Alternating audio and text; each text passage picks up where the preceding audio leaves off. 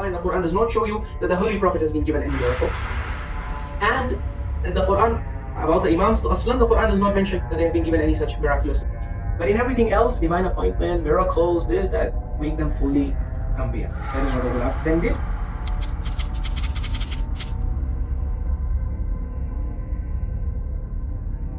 So what proof do you have? You have to bring separate proof for the Imams. Now what proof do they bring for the Imams? There is no verse in the Quran, there is no qat'i sudur hadith. They bring narrations. Okay, if those narrations were qat'i sudur, if they were transmitted by the most truthful and trustworthy companions of the Imams, and they were transmitted with tawatur, we would accept them just as we accept the miracles of the Quran. But no, once you examine the chains of those narrations, you encounter the most notorious ghulat who have been denounced and repudiated by the Imams themselves and by the classical scholars of Rijal. So how do you expect us to believe in the narrations of these liars when they are claiming something which...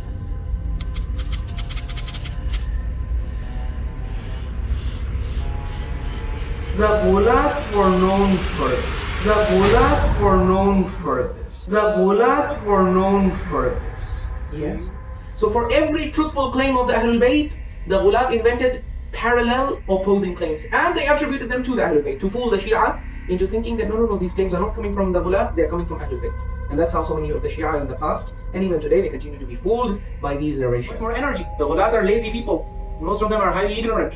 They say, we cannot establish, if we go in a debate, we don't have any ammo. How do we prove that they are? So they say the best way is invent narrations, fabricate them, attribute them to the Imams themselves and also to Rasulullah. Oh, yes, unfortunately, the Ghulat, they lied. We did not stop the Ghulat from lying against Ahlul Bayt. They had mouths, big mouths, and they had foolish and naive people who were willing and trusting of them, and they inserted those lies. In many cases, they inserted the lies in the books of the trustworthy companions, so that the later people who came, they saw that this book is from a trustworthy companion of the Imam, and even if it has a weird claim, the akhbari methodology, that if the Imam has said it, then so be it. They didn't apply their aql, they didn't apply the Quran, and that's why so many of these khurafat ended up getting accepted by so many of the Shia, so many of the Shia got fooled by it.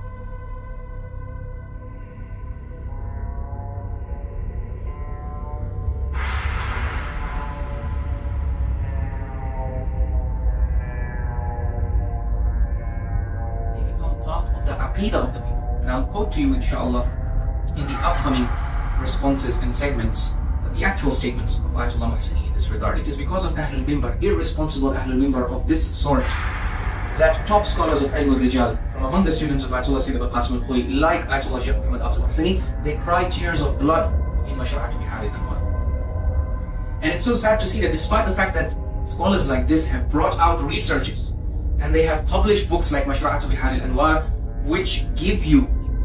So the riwayah is authentic, but so now this is what shows you that the scholars of Rijal, they have a very tough methodology in authentication. They're not like these street level preachers who will just look at someone and say, oh, Saduq did taraddi, so he must be.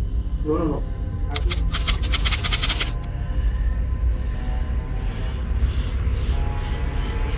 But even a 5-year-old kid will catch.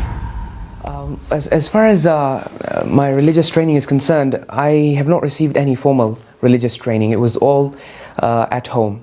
I didn't go to any religious school or seminary or madrasa of that sort. It was all at home.